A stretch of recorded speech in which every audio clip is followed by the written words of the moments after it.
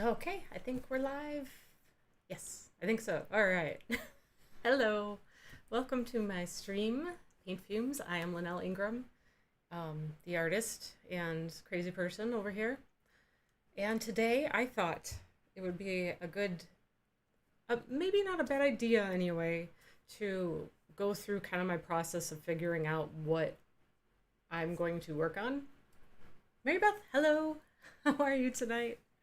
Um, because I have several paintings in process that I could switch to and work on today, but I also have a lot of ideas in my head, and it's just Monday, but I feel very, very overwhelmed already. Like what should be a less stressful week than the weeks before seems like it is going to be like it's been like there's not enough time in the day. Everything feels more stressful than it ought to. So I'm the kind of person that I'm very bad at being really well organized, but sometimes I have to stop myself and write everything out, all the thoughts, get it on paper, kind of do that to figure out what I want to work on and what I might prioritize, that sort of thing. So that's what I'm thinking for today. And I was thinking of doing this anyway. It just seemed like, okay, well, maybe that would be something that would be interesting to go through on the stream instead of before the stream to decide what I would be doing and working on while I'm here. I hope that makes sense. It made sense a lot in my head, but sometimes talking to yourself, you don't always give the best advice. But yes, that's where I'm leaning for what we're gonna try and walk through today. So pardon me, just a sip of some water. And all right, I'm going to start with some lists. And there's a few different things I could do. So let me switch to a view of my workspace here. All right, back to this big honking sketchbook from my previous stream. Hello, Eris. Nice to see you. Morning for you. Yes, good morning. Oh, well, yes, you said I give myself brilliant advice that I never take. Well, that happens too. The bad advice that I give myself is the one that I'm going to be like, oh yeah, I should do that. And the good advice is the stuff where it's like, I'm crazy. um, and that just seems to make sense sometimes. But okay, so I could continue working on a body of work that I've been kind of pecking away at for the last like year. I have a series. Let's see what I could do. I've been working through a series that I've titled for the time being Boundaries. A lot of the mixed media work that I've done, that you've seen me work on here, the figures with a lot of stuff then added onto them, would be a part of that series. And it's an interesting thing while I've been working through it to look at that body of work and now think that there's a few things I would take out of it. And therefore I need to create more pieces that make sense. But there's also, I could probably even pull works out in the sense of being like, not that I think they don't need to be a part, like shown at all, like maybe they're not as good as I would like them to be looking back, but that I have some things that could almost spin out as an entirely different thing, possibly. Like maybe the umbrella is too big. So I could continue working on this series, which I will need to do either way. So it's sort of a matter of what's next, what's my priority to work on next. So it might be that. Let me turn on another light here. See if that. Oh, hey, it made no difference at all. Okay. Maybe a little. Anyway, so that's an option. I could continue that series. I could, if I really wanted to get crazy, just cleanse my brain of that and consider maybe a new series. There's a lot of half ideas in my head and things that I could do, or I could like just occasionally have standalone pieces and try things. So I could do a piece that would be purely experimentation. Let me just zoom in here. What I could do. My handwriting is terrible. and I apologize for that. I've always had very, very bad handwriting. So experimentation, where I could try doing something different that I normally do, either in style and approach, or maybe I want to try some different mediums and, experiment in that sense. Let's see, I could do studies, something that's more of a study. I've been thinking about trying to do some master studies. So that can go on my list here. And another thing is, I enjoy doing portraits every now and again. It's just like sort of a palate cleanser, keep out my chops, and something that's kind of something I enjoy. What's the one thing you're feeling most that lights you up inside today? Yeah, absolutely. That's part of it too. Like, what do I want to say? So that was, what was I just saying? As I entirely lost my train of thought. No. Sorry, apologies, portrait. That's it. Gotta reboot the brain today, like, seriously. Also, if I misspell words, please don't judge me too harshly. I'm a terrible speller, and I'm talking and writing at the same time, which is hard. Yeah, thank you. Yes, thank you for the reminder. I got there eventually. Yes, and I'm actually going to need to come up with some portraits that I will do at the end of August. I've agreed to do a live demonstration painting at the community art fair here at the Art in the Park in Arlington Heights.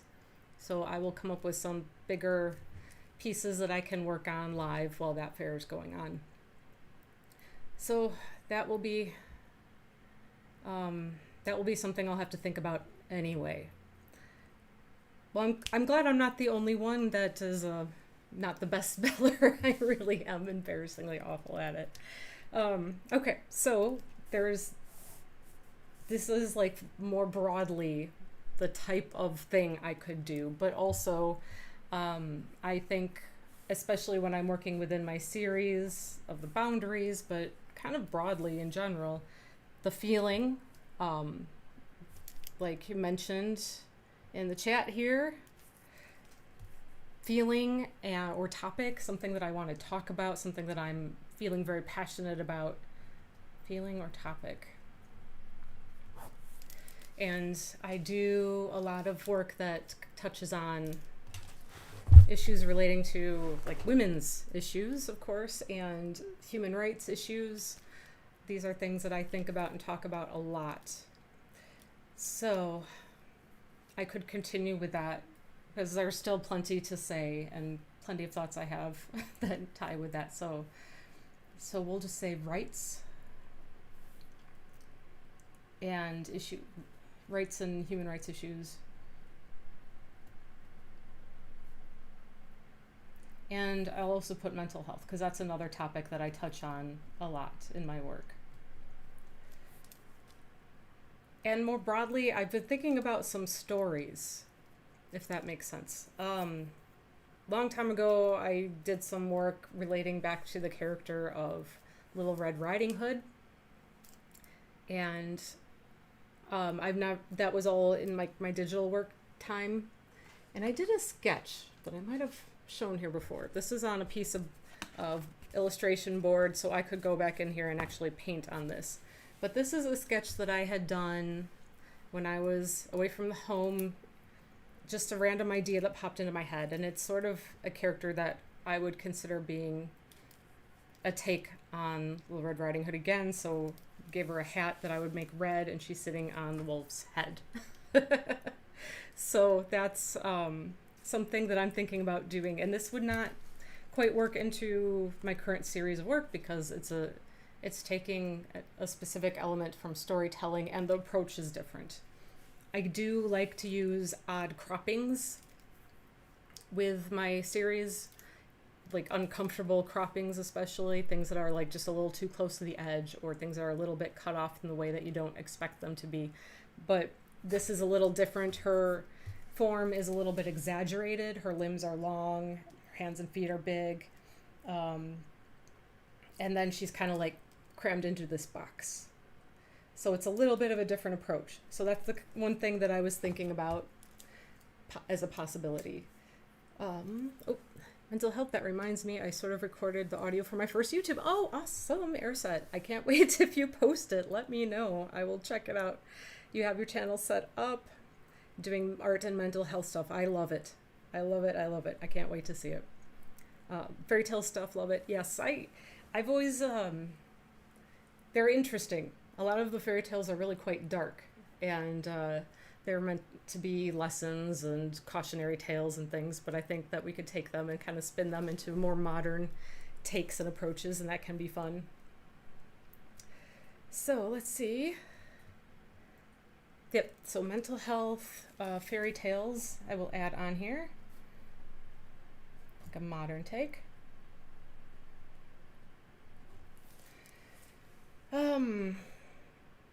I've been very discombobulated is the word that comes to mind. Just very, I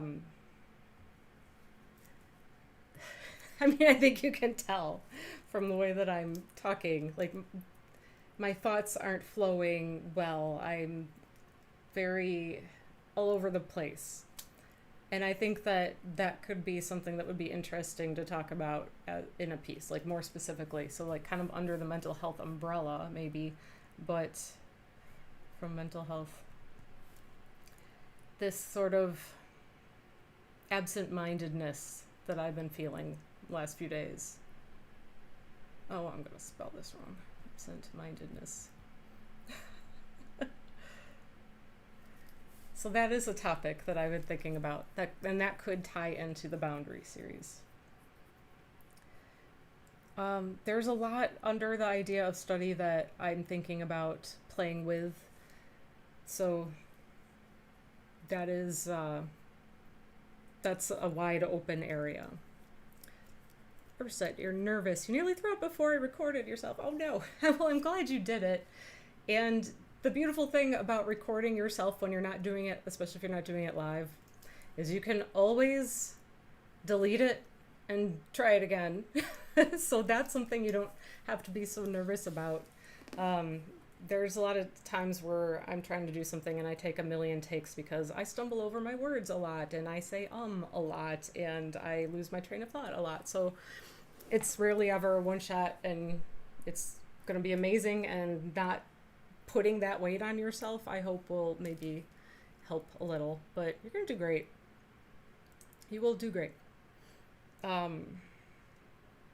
So yeah, this is kind of where I start to try to narrow down what I want to continue to do. And I'm torn between hitting up this as my next piece that would fall within the Boundaries series, or doing something completely different and perhaps painting this piece, like working it out a little bit more. This is a pretty rough drawing, but this is a good place to do maybe like a color study and such on this board before I would blow it up and do something larger with it. Yes, I ramble, but my big thing is losing my focus on what I was saying. Your memory is so bad. I really admired how you can come into live stream and just talk. I can do it because I have no expectations of myself. Like I lose my focus constantly. And so I just like knowing that that's kind of a part of who I am and the kind of person I am. I just like, that's just where I'm at. So what is this Boundaries series? Is this what you're brainstorming, or you have an idea, an end idea? Okay, so you can actually see, I think, all of the work I've done so far that I've listed under the Boundary series. If you go to my website, which is just my name, LynellIngram.com, I have a dedicated page on there. You can actually see everything there. There's things that I would go back and remove because I don't think that they're that good now that I've been working on it for a little while. And again, there's some things that probably feel inconsistent. I have some of the larger acrylic paintings, and then I have a lot of the watercolor mixed media, so things might ultimately end up being two different bodies of work. I'm not sure yet. The focus thing is a part of being creative. Yeah, I agree with that.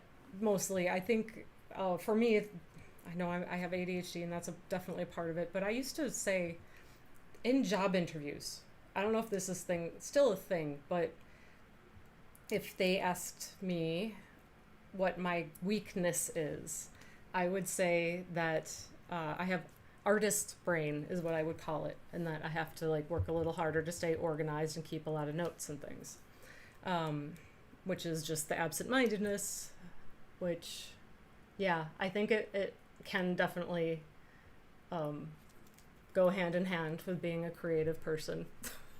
No doubt about it. So yeah, so what I'm thinking, the boundary series is something that I'd like to eventually wrap up with a body of work. By and large would be, I don't know, 12, 20 pieces, somewhere in there might be like an average body of work. So I'd like to have like a really solid body of work there. So I'm kind of creating new pieces and cycling others out as I go till I feel really like overall it's solid. So, yep, I'm still creating stuff to go into there. And that's a good question. What is the concept? It is a lot about the combination of the idea of like existing as a woman in society, and not specifically in a binary sense of women, just whoever has a uterus or identifies and socially deals with the issues, and how it affects your mental health. So boundaries being what we have it as boundaries, what we try to put in place as boundaries, and also what we don't have as boundaries, what is not given to us like within our society, especially in a societal standpoint, like whether it's expectations from family or communities, when that could be like literally the town you live in, your churches, your school peers, your coworkers, expectations on who you should be and how you should behave and how you should look, and the life choices you make, that like societal values and how you're valued as a woman, to look a certain way, to be valued, to behave a certain way and be this thing but also not be that thing. Like you should be sexually attractive, but then you're also a slut. Nobody wants to marry, like, you know, all that kind of garbage that exists. You should have children. You shouldn't have, like, that's just what you should do. All those rules, all those things, and how they affect our mental health. So it's a lot of that kind of intertwining of those things. I hope that makes sense. Again, I have written out my artist statement, which I recently updated, and I feel always so awkward writing the artist statement, but I'm trying to do a better job about it. I think just writing about myself and my thoughts in general, I think we'd really just like our art to speak for itself. Like, just look at it, you'll get it. You'll probably get it, but that's not how anything works. So being able to talk about it is important, and I'm not any kind of wordsmith, so I do my best. So yes, anyway, this is kind of where I am. So doing a mental health piece that touches on the boundaries. If I do that, my next kind of step is generally starting to collect reference material and resources. So I always start with a figurative element.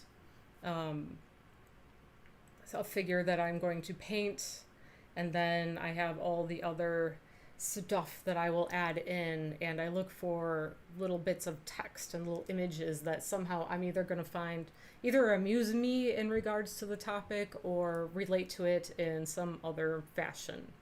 So I could at this stage just start like thumbnailing and sketching, or deciding like how I might orient the piece.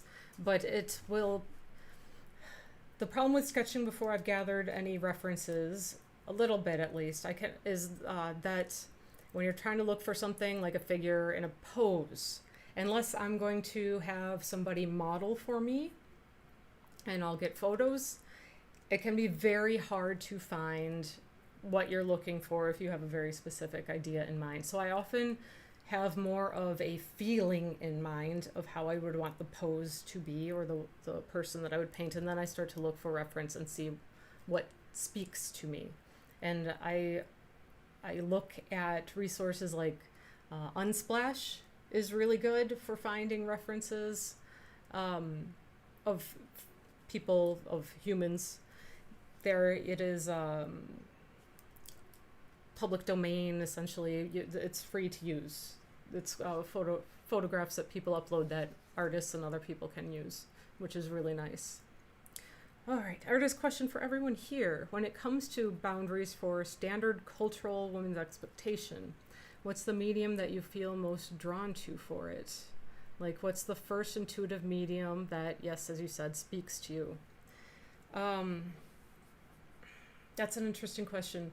For me, it's been the juxtaposition of something softer, painted figure with all of the other stuff that kind of more represents maybe what's going on in the mind and the world.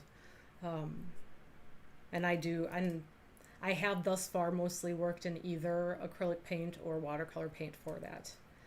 And sometimes the medium that you choose has almost more to do with what you're comfortable with doing, and then figuring out how to say something with what you're comfortable with working with. So, or if you really want to try something different, you can really focus on learning and experimenting with that thing. Okay, suggestions for references. There are other websites besides Unsplash, because Unsplash is a great resource, but it's also a little bit limited. It's not the biggest amount of stuff. If you're willing to, you can purchase rights to images if you want to look through stock images. You can, or look at a photographer's work. Stock sites allow you to just purchase something. If you have a photographer who has amazing pictures that you'd love to use as a reference, you can always reach out to them and speak to them about it. Yes, I initially feel drawn to watercolor, but I feel like loud textural contrast is what I'm drawn to. Fiber arts could be really interesting. And it might be interesting to try to figure out how to combine those things. As somebody who works mixed media, I'm always like, ooh, how can I combine them? But I once attempted to stitch into watercolor paper. That ended up not working great. But things like that, canvas, you could probably work with and do stitching on, or add in, I don't know if you do weavings or felting or what it is, but yeah, you could either go one or the other or incorporate them together. Just experiment for sure. But yeah, so yes, Unsplash. There are a couple other sites. There's a few accounts on DeviantArt that put up certain sections of photos for free. I think I have, let me check. I think I have some bookmarks. And I'm going to look at my bookmarks real quick so that I think I can give you some more resources. Let's see. Characterdesigns.com. That's another place where you can look. That's one that I have bookmarked here. I think they've got some really great licensed what's open verse? Let me check this one. Some things I have put down in my bookmarks quite some time ago, and I haven't looked at just recently. Okay, let me see. What is open verse? Is this it? What happens here? Okay, yes, there's open verse. There's character. What did I just say? Characterdesigns.com. These are places that are worth checking. DeviantArt, I know. I haven't been on DeviantArt in a really long time, but I know that there were a couple of sites where people, like, they actually did sell photo packs that they created themselves, but they also offered some things that you didn't have to pay for, a little bit more limited. So it kind of depends. If you don't mind putting in a small investment into it, then you will have a lot more options. Fiber threads, materials, 3D, 2D, textures, etc. No, that's really cool. I'd love to see some of that, what you're doing. Those are good places to start. I wish that I was in a better position to just hire somebody to actually just pose for me. I have used myself from time to time. I'm not the greatest model. I can make things work in a pinch. But yeah, it's weird. It feels weird to paint myself. But also, looking in old magazines and things, like some of these I got used, honestly. I don't have any magazine subscriptions, and I'm kind of shocked by, I think, how expensive magazines are anymore. But I ordered some used ones in a packet online, and I've cut a lot of random stuff out of these because there's always just the most words or little bits of something that's colorful. And yeah, you can see a lot of places where I've cut out just little sections that I use. Sometimes I just pull them to the side because I look through this and I'll say oh, this is good for the future, something I'll do in the future, and I put it in my little bin of materials. Yeah, this is 2018. This one is 2018. I ordered a box of them online just for use to cut up. And I think I've gotten some weird magazines at Half Price Books is a seller around here of used books, and they usually have a little section in the back with magazines. So yeah, I'd love to find big words like this where I might cut those out, or interesting expressions on people. And this is going to be more what I would look for words or things that I would incorporate into. You can see really multiple levels of having cut things out there. More for the collage side than a figurative resource. Does it have a quiz where you can decide if you're worthy enough to be a person? I think we got to look a little further back than 2000, and you're talking probably 17 magazine and those awful ones. And honestly, I wish I could get my hands on a big stack of 90s, Cosmos, 17, whatever the magazines were that they sold to girls then, because they were so full of trash, just absolute trash. Yeah. It's old stuff, no new work, only from the 70s, but it's calling me again. Yeah. Oh my god. Yeah, the ones that give you how to please your man, all that kind of terribleness. Yeah, I know. It's too bad that I don't have a bottle of wine to cool in my giant. It's really deep, surprisingly. My big old ice bucket. 90s mags, they would be an amazing resource for Boundary series. Yes, I wish I could find some of that. It's really hard to find. And people charge an insane amount of money when you do see them. Oil paint. Dabble with watercolor gouache, mostly figurative and portrait. Yeah.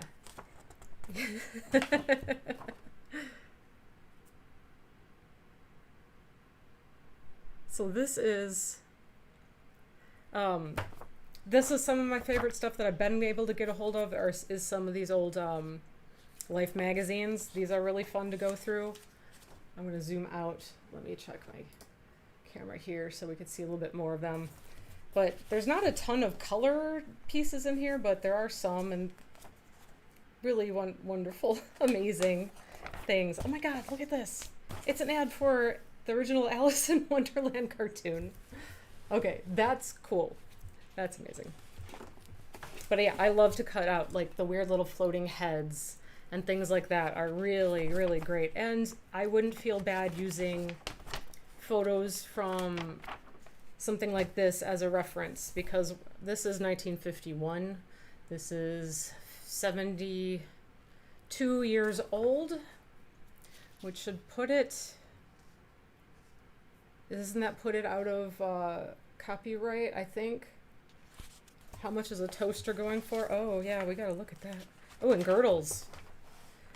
I'm telling you, looking at these things is a riot. It doesn't tell me the price. But it's an automatic toaster, and how exciting is that? These are an absolute trip. I love going through these. Oh, yeah, the girl ad. Rice Krispies. That's some. I love. Look at this text. This is one I actually haven't gone through yet. So, 100 years for copyright. Oh wow. Okay.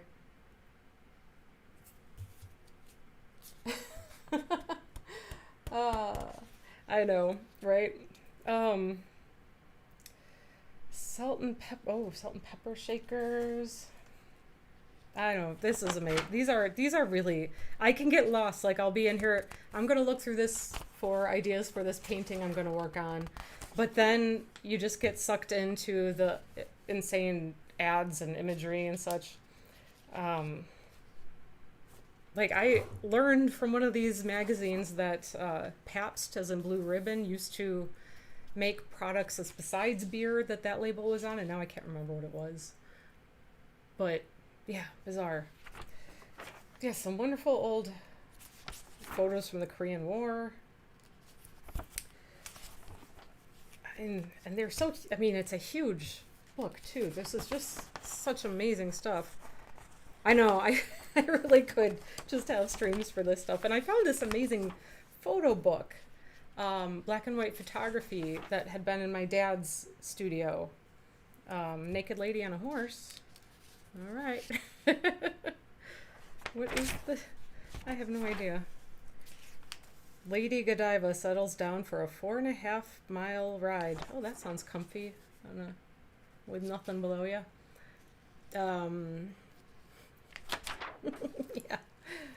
And all the painted ads. I love that too. And all the awful looking foods. Yeah. I don't know. Let's see. Band-Aids. Elastic dressings. That's what they called them. I don't think I've ever heard anybody refer to a Band-Aid as an elastic dressing. I'm learning value at that moment of that magazine. Yeah, I mean, anytime you looking at really good black and white photography for sure is a great way to look at value too. But oh my, there's a fashionable car for your family. Yeah, I just this awful looking food. Amazing. What's really bad for like the weird food things is if you're looking at like the old women's days or from the 50s and such. Oh, it's really, really bad. Learned about old school painted ads like that. Yeah, it's really amazing. The book Light and Color by James something. They say that these are fascinating because of their super limited palettes. They only use 2 to 3 colors. Yeah. 2 colors and 3 colors. That makes for some really interesting use. It's sort of like trying to plan out a screen printing. And most of the time I've had to do design in 2 to 3 colors goes back to my graphic design days where it was going to be like embroidered or spot colors on something, like a logo with only 2 or 3 colors. There's less and less of that all the time. James Gurney. Okay, I'm gonna write that down because I don't think I'm that familiar with him, but I also don't remember names very well. James Gurney. All right, I'll check that out. All right. Here we go. Red Devil Franks. There's something in this for a man.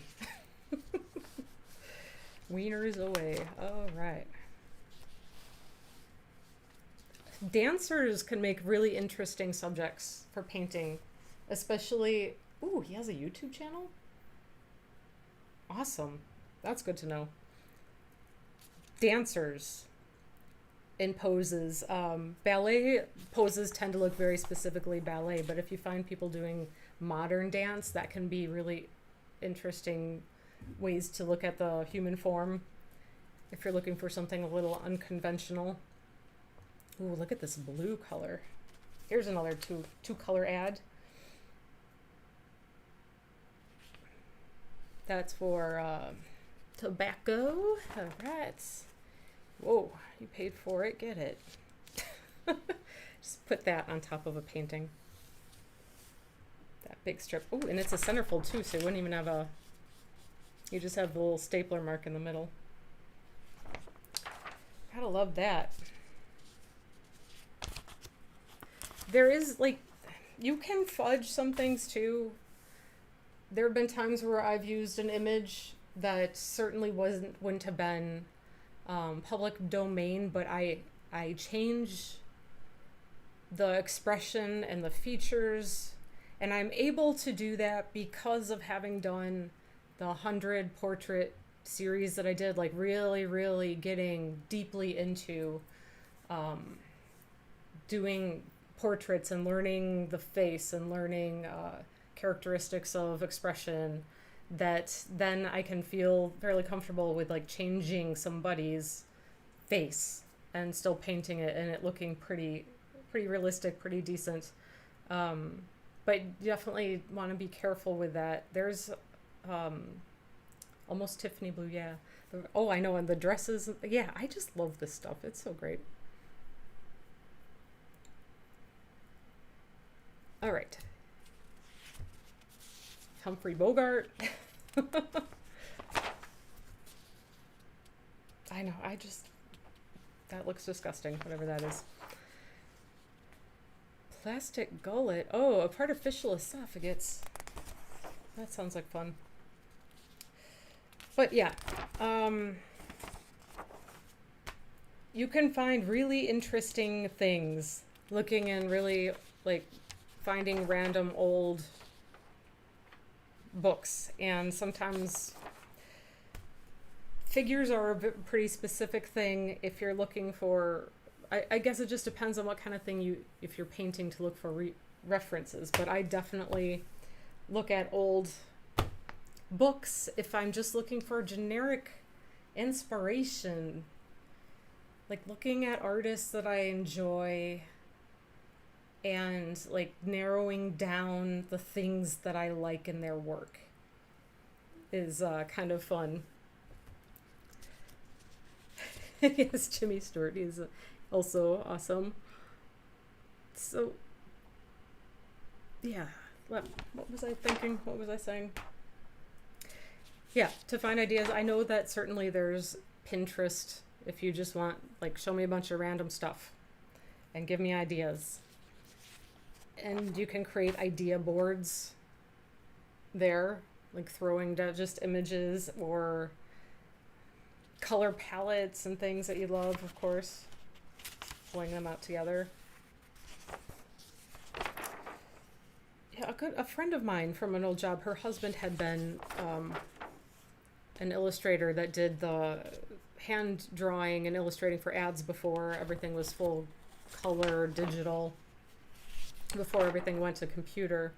And he actually, once things started to make that transition, he decided to get out of the business. He didn't want to make that transition himself. So it's pretty interesting. So I enjoy talking to him on occasion to, like, you know, compare how things are. Let's see. Yeah, we're just kind of... Okay, there's the most random things.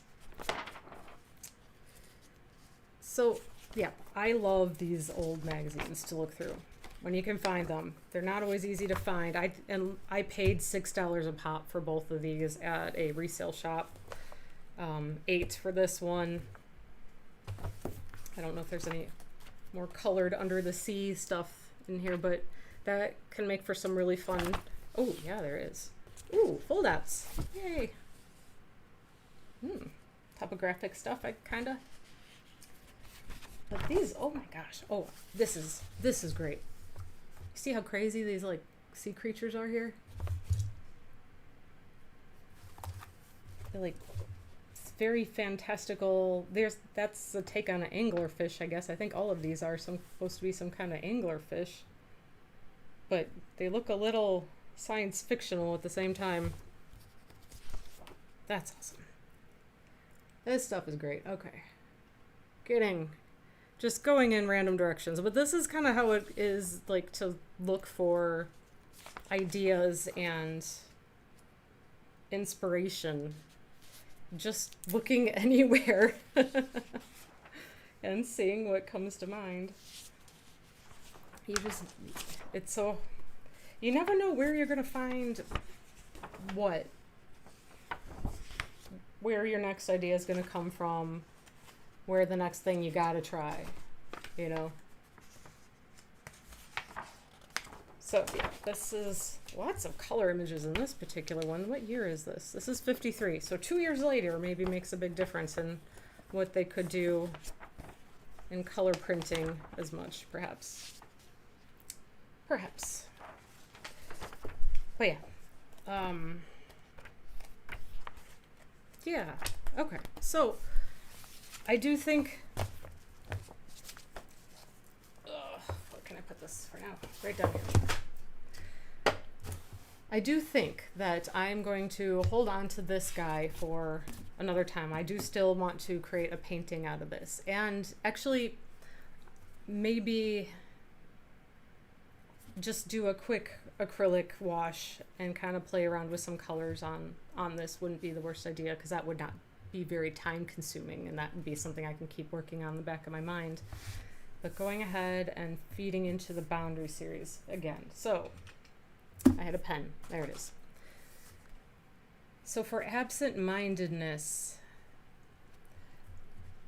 I might actually go entirely headless for this one, because I know when I'm really really deep in it, when I'm in the full-blown absent-minded artist brain, I'm not so sure that my head is attached. So I will either do a cropping where I'll have a figure, like, you know, cut off at the, you know, where there's no head or something, or maybe even smaller, or have somebody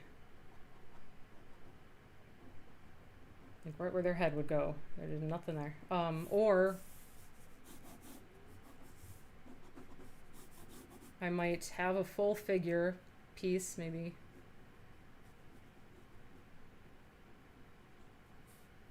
And where the head would be, that just is going to be collage stuff.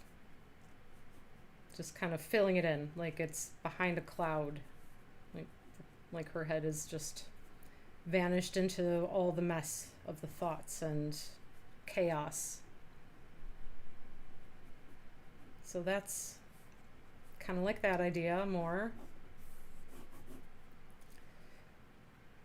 So then I would need to find somebody who's in a pose that I like. Then do I want full body? Do I want to look for some, like, a full figure to work with?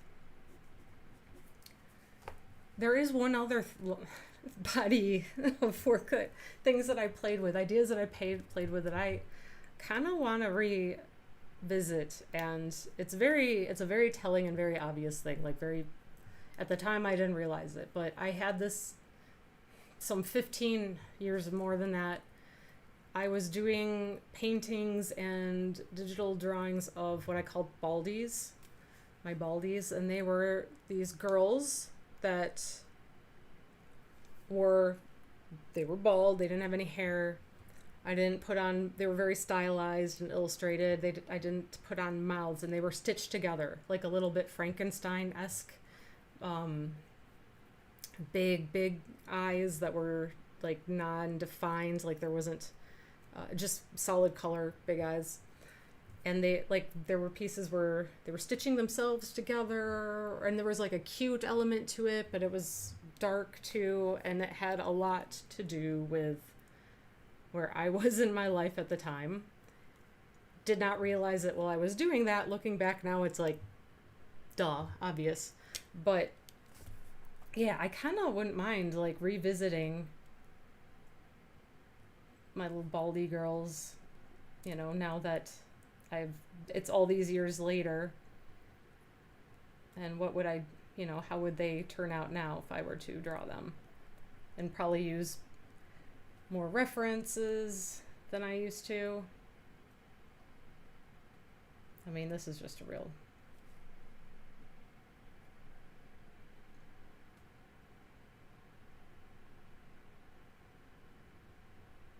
But yeah, like little stitched together girls. This is not, I mean, she looks much more freaky right here than than they did when I was drawing them before, but that's the kind of the idea, and I wouldn't mind, yeah, kind of seeing what would come of that if I revisited it now and created characters like that in my work. But that's a departure for sure from my current body, so it would be something that I can play around with and see if I really want to pursue it. So let me throw that back in here. All these. Yeah, they're just like, it was at a point where I was having to rebuild my life after being in bad situations. That's kind of where they were born from. Feeling like trying to get back in control of things. Yeah. And I have like a nostalgia and affection for those characters. And I haven't thought of them or done anything with them in a very long time. And I've been thinking about revisiting that. But then, if I did that now, would I want to use like photo reference or real people reference and make them very rendered and realistic, or would I go very stylized and like kind of the way they were before? I'm inspired that you've come this way and have this after such struggles. Well, I used to say that the artwork made me sane. Like, it took all the crazy out of my head and put it on the paper. And I think that it did in a way that I didn't even realize how much. Because when I look back at a lot of the artwork I've made over different parts of my life, it's like the things that you would do in art therapy, the way that I'd represent people who were obviously somehow these representations of where I actually was in life. And yeah, it's very interesting how unaware you are when you make those things, and you're just driven to create because you need an outlet. And then seeing it so many years later. When I did photography billions years ago, I used to take pictures of mannequins at night, then in the dark room in bars like in jail. Oh, that's cool. I love mannequin stuff. I actually have gone through periods where I've collected parts of mannequins and things. And I love that idea. I absolutely love how kind of creepy they are. Trapped, yes. I did some where they were bound, that they were like literally physically bound up or breaking away from bonds. It's like so very on the nose now looking back, but man, it like makes some great imagery. I love that. I think that's got to be super cool. Do you still have any of those photographs? I wonder. That sounds amazing.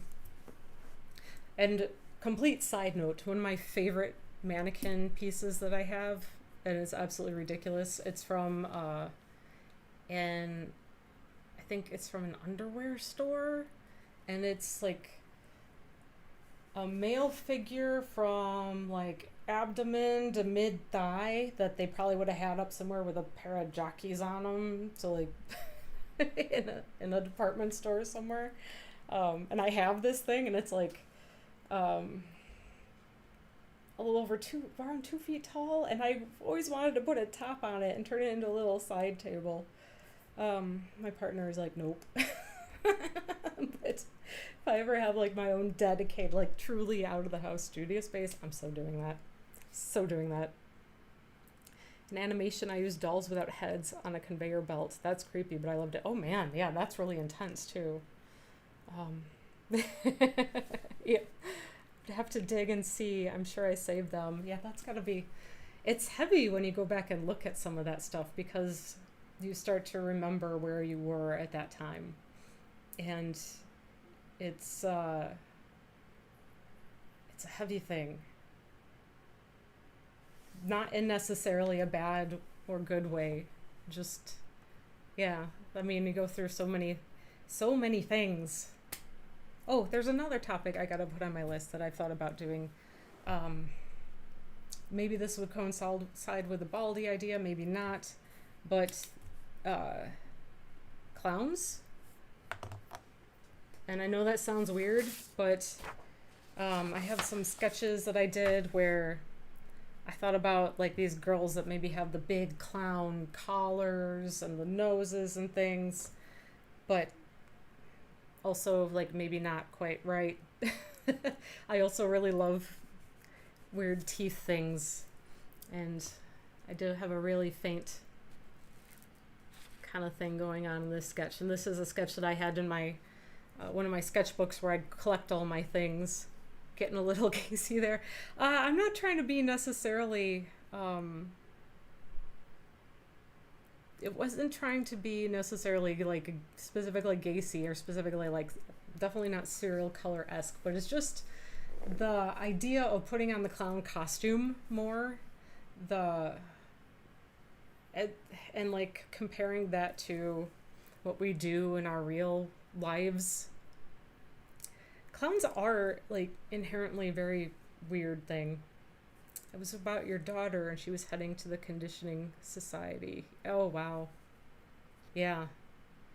I mean, the world can definitely chew us up and spit us out. I have, as somebody who doesn't have children of my own, but I do have nieces, and I worry about them a lot all the time, and how they're going to fare as they become young women and what they'll be subjected to. Yeah, I get it. Clowns have such a broad range. When I think creepy clowns, I go Gacy first. Well, and IT. Yeah, yeah, absolutely. That's a fun one. The concept sounds really touching. It does. That does. Yeah, I don't want it to be like murderer crazy, nightmare crazy, but sad, like more like sad in my mind is how I see it. I did this money doll. I don't know if you know what I mean when I say like a money doll. Let me see if I can just search something up real quick. They are these like blank plastic dolls. Let me see. Let me go try to share this. Sorry about that. Hit the wrong button. Nope. Okay, I'm gonna grab a photo here and so you can see. And just throw it up on my screen without breaking everything, preferably. Okay, image. And we're going to grab this real quick. Downloads somewhere. Oh no, desktop probably.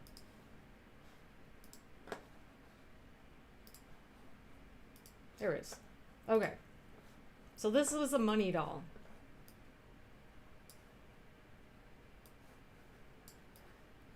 You could buy these blank, and quite a few years ago, I took part in a couple of one particular art show where I painted two of these blank money dolls to be in the show that was just all the dolls. Um, and one of them that is still in my living room, I did like a little clown girl, and the makeup's all running, and it was like this visceral thing that I painted. And then I remember somebody asked me like, oh, can you explain to me what this mean? And I started to say things, and then I couldn't connect the dots when I was put on the spot. And then I just, like, it was such a awkward and terrible point of somebody asking me a question about my art, and I just couldn't even answer them. I used acrylic paint on them, and I then sprayed some kind of a finish. God, it's been like 12 years. 12 or 13 years since I've done this. I don't remember well. There was one that I really liked that I did up like an astronaut. And actually it went to somebody to put in their shop, like a vinyl shop, and I never got that back, I don't think. It might still be listed on their shop for all I know. I have no idea. Forget about these things. Money doll. Oh. I don't think they connect with each other. They're just customizable toys you can buy, vinyl toys you can buy and paint up however you like. And there's, I think, a few different types of them anymore, and different sizes of them anymore. Like the little 4-inch ones are what I had done, but there's a lot of different types. Tiny Egyptian god. Ooh, I like that.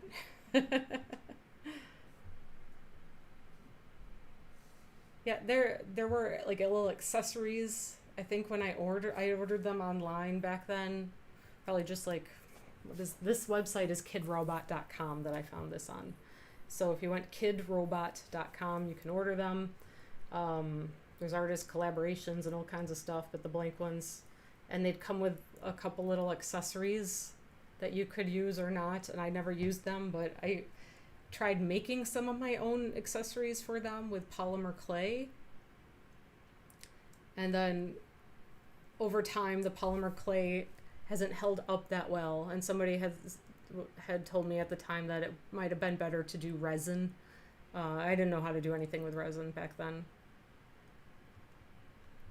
Ooh, one of your graphic novels working on is Egypt themed, so I'm all up in the gods and stuff. Awesome. I always loved that kind of stuff, learning about, well, the history and the mythology of different ancient civilizations. It's super cool. Yeah, did you watch Moon Knight? That was a more modern series with a Marvel series that was kind of touched on some of that.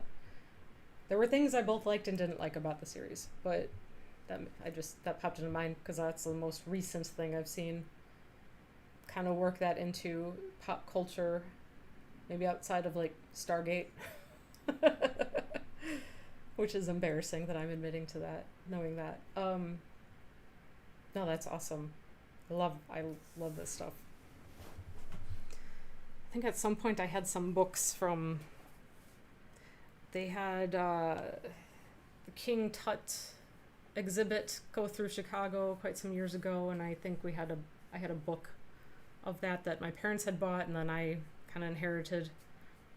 Not yet. I ran my Marvel limit years ago, so anything Marvel superhero based makes me hesitant. Yeah, most of anything that I've watched has been because I've been with people that put something on. So I'm kind of over them too. Oh, you're a Stargater too. Oh man, that's amazing. Yeah, definitely over the superhero thing, but I did watch Moon Knight just because it had this strong mental health aspect to it that I was curious about. This like dissociation, kind of what now they call what they would refer to as split personality and how they dealt with that. And mostly I liked it, and then at the end it got silly, and then it was just a big fight and it was over, and you're like, wait, what? That's over? That was it? Okay. Ooh, and reminds you of a horror flick. What was that? I want to know. I love getting recommendations for horror movies, because always looking for good stuff. One that I just watched that was quite good, and not everybody's going to agree with me, but Sarah, the Bone Woman. It's on Amazon. Vast of the Night, about a radio station in the 70s picking up on possible alien signals. Oh, I think I saw a review of that, but I haven't seen it. Vast of the Night. Okay, I'm going to check that out. But yeah, Sarah, the Bone Woman is a movie that treats, where it's like pregnancy as body horror. But it's not just about like what you go through physically with the pregnancy, but it also talked about like the expectations, like if you actually want to have a family versus you're going through the steps of, I should want this, I'm supposed to want this. And then also talking about postpartum depression in ways like, but using allegory to talk about all of it. I found it to be really interesting, because it kind of picked in right into what I kind of talk about in a lot of the boundaries series that I do. But of course, my partner didn't care for it, and I can certainly see where people would not. Okay, I'm going to remove this image off the screen. Okay. Not sure it's so much horror, but it's good. I don't need my horror to be scary, because, I mean, nothing really scares me that much anymore these days, because I'm somewhere well past the 500 mark on movies. Scary movies. Nothing scares me, but I like it when they're smart. When they're using horror as a way to they're using it as a way to talk about something important. Motherhood expectations, etc. Yeah, at the moment can't touch those subjects because they're triggering personal shit I'm going through, but once I'm over this stuff, definitely. I understand entirely. Yeah. I know. I've gone through all of that. Yeah. It's a little bit inescapable, whichever way you go, whichever is right for you. You're going to have those questions at some point, I think. But yeah. I think I've touched on all of the things that I have as like current ideas and stuff. And I tend to like also collect weird little sketches of weird little random things, either from stuff that I see or ideas, or just sitting and doodling, because little doodles often feed into what I end up using as other elements within my paintings. I also like to have symbolism that I use, so some level also of like allegory. What I would have to think about then is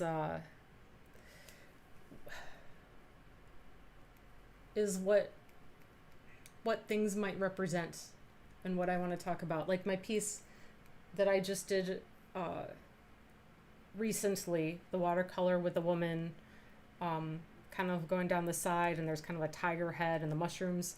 Like that was literally about setting boundaries, because you had like the defensive things like the poisonous mushroom and a wild tiger and that sort of thing that are dangerous to people if you cross the boundaries. But also I had like protective things that are very positive too. So it's like creating the boundaries and enforcing them in a way that is good for you and unflinching, but makes you grow. You've been able to watch that stuff forever, but I'm at an age without kids, and it's confronting and bringing stuff up just the way it is. Yep. I'm with you. I am right there with you. Uh, yeah, you know, TMI for any dudes out there, but when you're knocking on the door of, you know, changing where you physically are in life, uh, yeah, those things become real. Anyway, we don't need to talk about that. I don't want to be upsetting to anyone. Okay.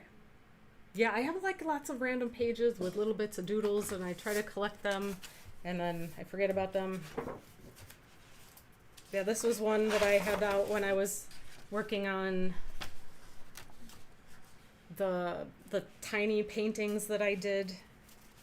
And this is for my last what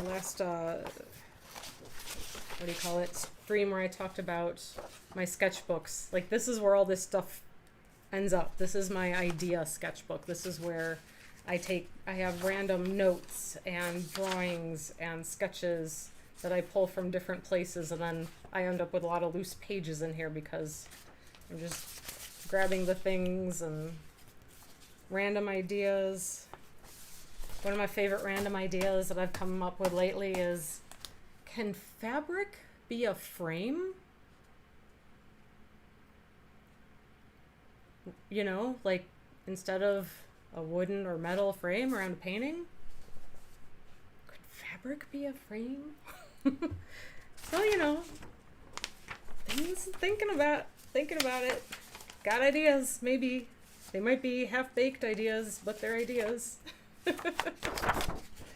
So lots and lots of little random things that have been halfway ideas, and some things I've utilized and some things I haven't, and oh man, so much stuff. But I like to keep it, because even if I don't use it for what I originally drew it for, I can often go back to it and see. Could wrap fabric around a frame? Yes, you could, but could fabric just be the frame? I know, it's an out there idea, but I'm chewing on it.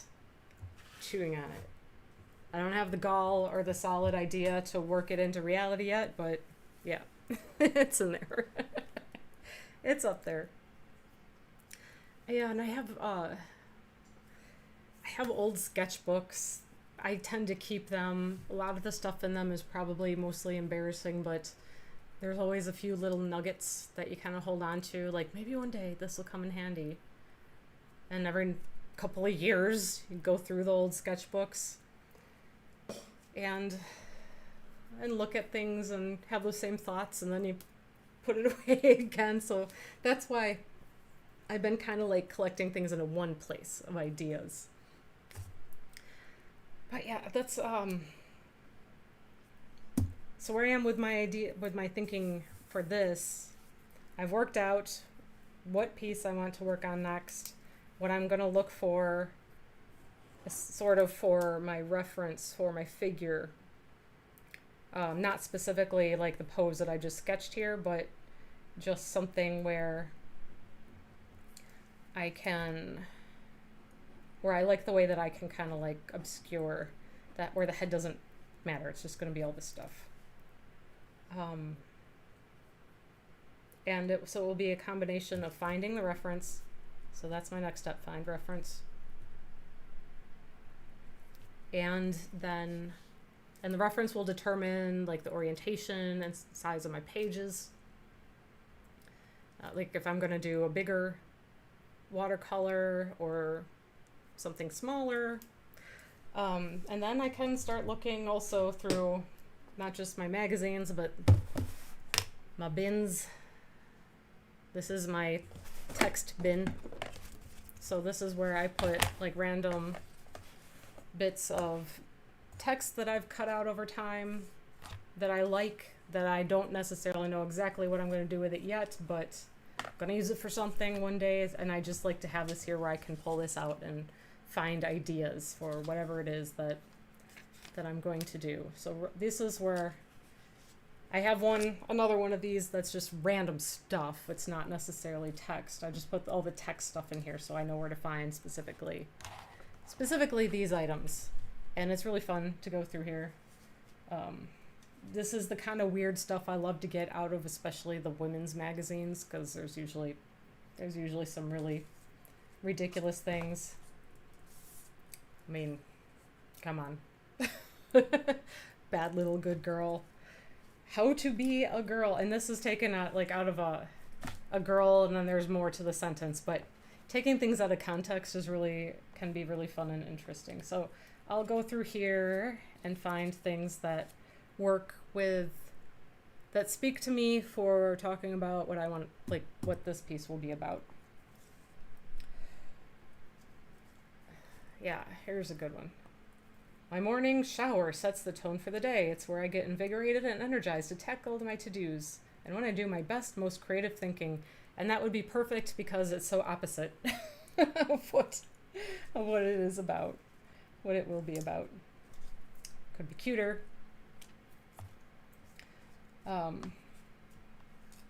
Yeah, there's so many random things in here. But yeah, I am definitely going to hold that one to the side right off the bat because I like that. And there was something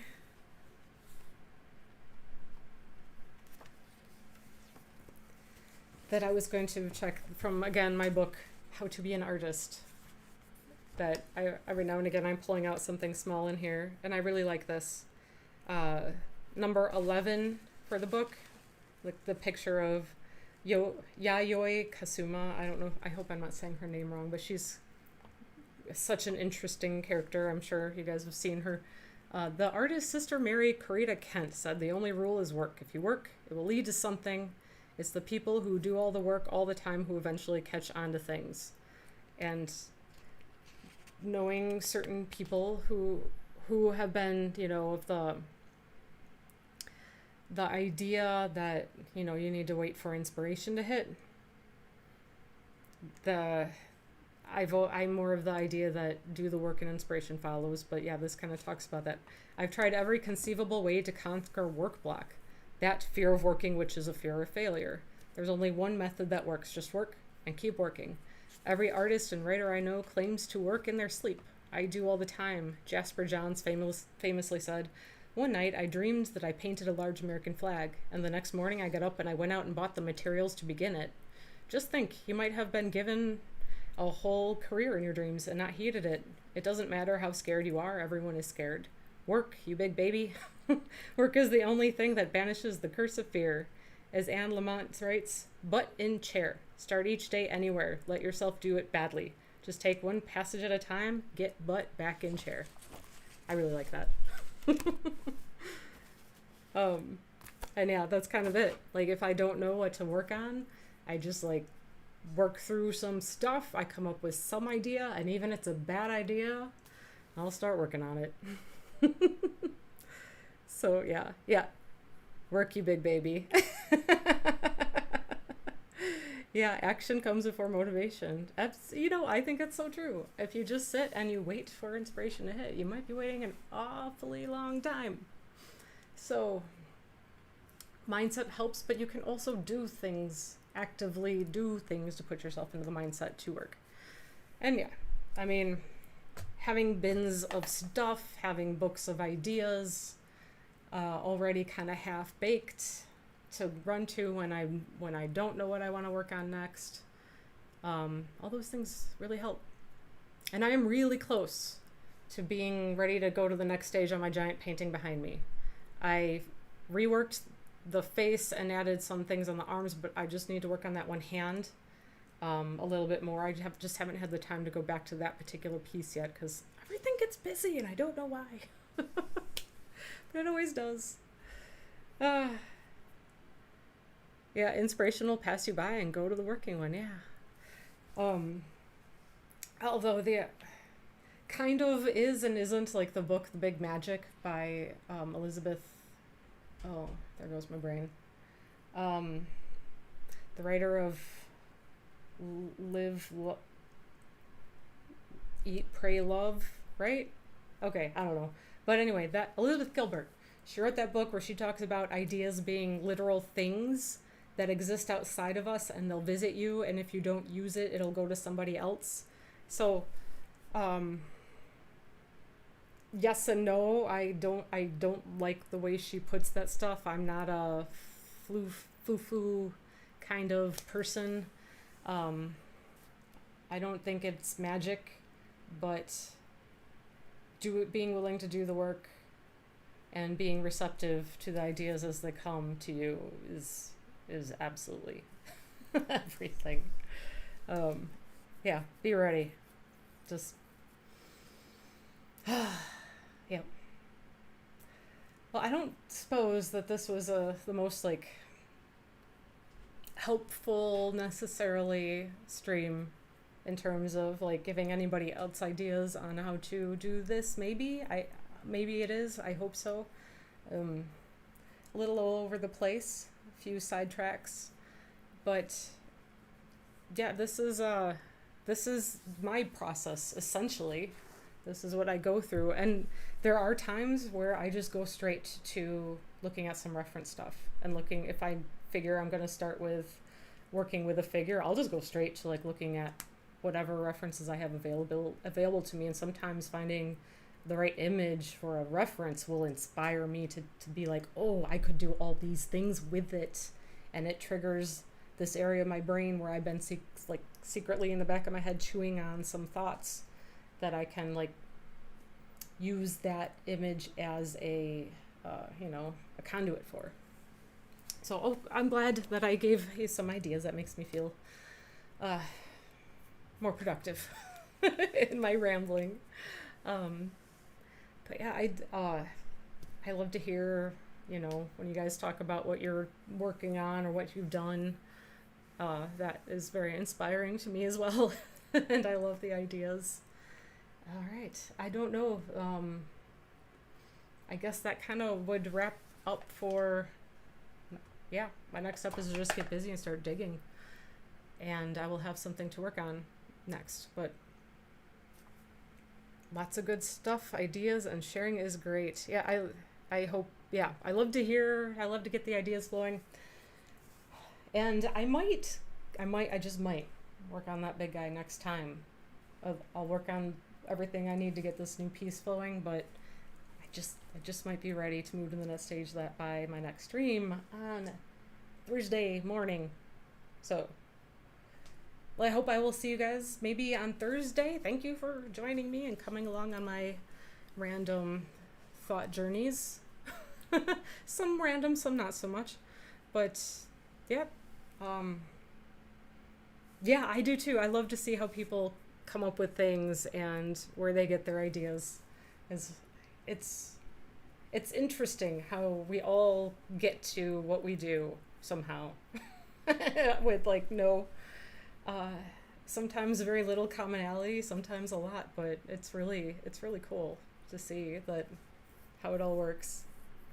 Yeah, but you two have a great night, have a great rest of the week, and I'll be back on here Thursday morning bright and early and working on something or another. So bye guys, have a great one.